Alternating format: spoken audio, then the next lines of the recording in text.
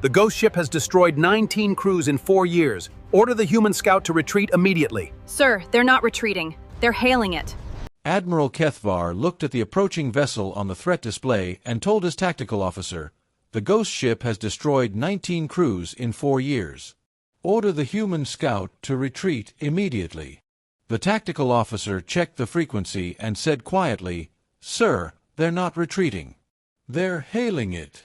The ship had no name in any official registry. The Coalition called it Ghost 7 in operational reports. The Velnari called it the Dark Tongue. The Driki, who had lost 3 crews to it over 2 years, simply marked its last known position on their charts with a symbol that translated roughly as "do not approach under any circumstances" and moved their shipping lanes accordingly. It had appeared in the Kareth asteroid belt 4 years ago without explanation, simply present one day in a region of space where it had not been present the day before. Its design matched nothing in the Coalition database. No known civilization had claimed it. No distress signal, no broadcast, no response to hails on any frequency. The first species to approach it had been the Velnari, a survey team of 4, experienced, well-equipped, who had followed standard first contact protocols with precision and care. Their ship had been destroyed before they completed the first formal greeting sequence. Nobody had found evidence of weapons fire. The survey ship had simply stopped. The Coalition had sent a diplomatic vessel next. 6 crew, multi-species, full recording suite, broadcasting on every frequency simultaneously. Same result. The recording suite transmitted 14 seconds of data before it also stopped. Over the following 3 years, 15 more attempts had been made by 8 different species. Zarveth Deep Space Analysts. Driki Military Scouts. A joint coalition research team with the best xenolinguistics unit assembled in the sector. All of them had approached according to their own cultural protocols. Formal greeting, cautious approach, demonstrated non-aggression. All of them had stopped. The pattern was consistent enough that the Coalition had issued a sector-wide approach prohibition and was in the process of discussing whether a combined fleet action, simply destroying the thing, was the appropriate response. The debate had been running for 7 months. It was still running when Lieutenant Commander Yara Hess arrived. Yara was not supposed to be in the Kareth belt. Her assignment was a standard mineral survey 2 sectors over, and the navigation error that had brought her into Ghost 7's vicinity was, she would later tell the inquiry board, genuine. She had been eating a sandwich when the proximity alert went off and had been somewhat distracted. She was the sole crew member of a Coalition survey scout, registration number 7 Hess, which was not a diplomatic vessel or a military vessel or a xenolinguistics research platform. It was a survey scout, with 1 person in it. She saw the ship on her display, cross-referenced it with the database flag, and read the Coalition approach prohibition notice. She read the casualty list attached to it. She read the 14 seconds of recording data that the last diplomatic crew had transmitted before going silent. Then she ate the rest of her sandwich and thought about it.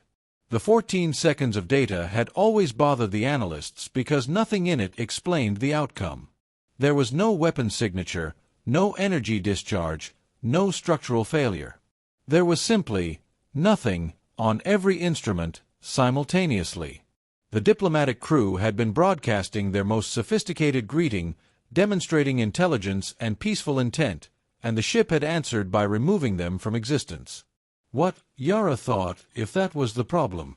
19 crews had approached the ship demonstrating peaceful intent, demonstrating intelligence, demonstrating non-aggression, demonstrating everything a civilized species would demonstrate to something they hoped was friendly. What if the ship wasn't looking for friendly? She keyed her communication system. Not a diplomatic frequency.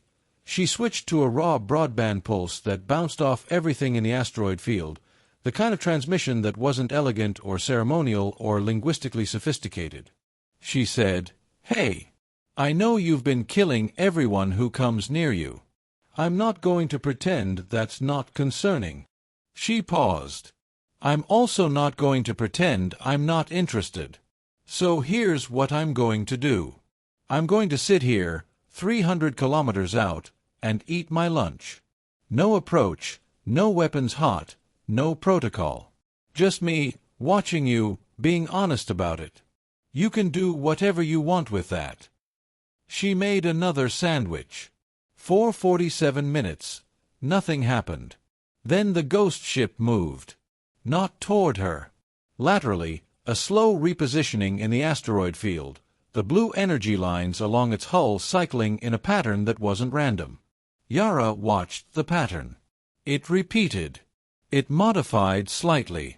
It repeated again with the modification incorporated. It was processing. She started talking again, because talking was what she did when she was nervous and the alternative was silence, and silence felt wrong. She talked about the asteroid field. About mineral density variations she had noticed on approach. About how the particular silicate composition of the 3 nearest rocks reminded her of a survey site on Kareth, for she had worked 2 years ago. She talked the way she would talk to herself in a long survey, not performing, not demonstrating, just present. The hull patterns changed again. Faster this time. More complex.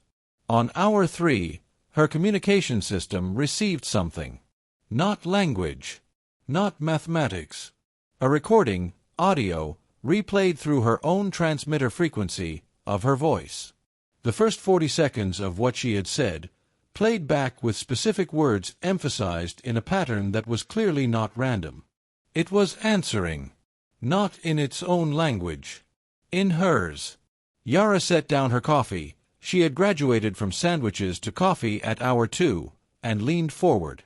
"Okay," she said, to a ship that had killed 19 crews and was currently teaching itself to talk to her using her own words as building blocks. "Let's figure this out." The Coalition Inquiry Board later asked her what she had been thinking at that moment. She said she had been thinking it was the most interesting survey she had ever done.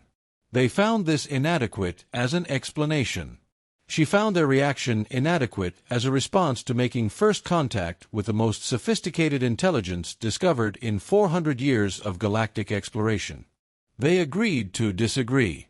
Outside, in the Kareth belt, the ghost ship, which Yara had started calling 7 in her logs and which had started incorporating the name into its response patterns, waited. Patient, now. For the first time.